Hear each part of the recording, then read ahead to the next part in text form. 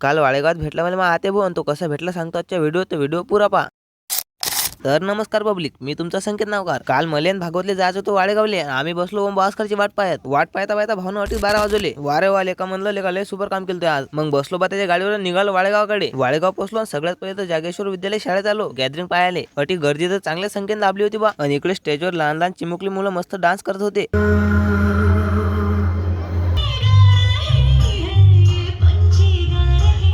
मीनं तर गॅदरिंग मध्ये कधीच भाग घेतला नाही बा. तुम्ही घेतला असेल तर कमेंट करून नक्कीच सांगा. तिकडे स्टेजवर डान्स चालू आणि इकडे आपल्या या गळ्याचं वेगळंच काय चालू होतं. जाऊ द्या म्हटलं बाबा, आपल्याला तर लायब्ररीवर बी जा लागते. मग निघालो बा जागेश्वर विद्यालयाच्या बाहेर. जागेश्वर विद्यालयापासून मीने घेतली गाडी, निघालो लायब्ररीकडे. गाडी दिली पार्किंग करून आणि पोहोचलो आपल्या लायब्ररी जवळ. लायब्ररीच्या अंदर आलो. आपले अंकित भाऊ मस्त क्लास करत होते. तेवढ्यातच आपल्याकडे सदा आला. मग मीने बी दिला ना आपला अभ्यास चालू करून. लायब्ररीमध्ये माल्याच जवळ आपले आकाश भाऊ असतात. दुपारचा टाइम झालता. मग केलता आम्ही जेवण आणि तटीच होता आपला अंकित दा. त्याला म्हणलं येणार बा जायले. तेवढ्यातच आलता मला आपल्या रोशन दादा फोन. मग काय काढली आपल्या सदाभाऊची फराळे निघालो त्याला भेटायसाठी.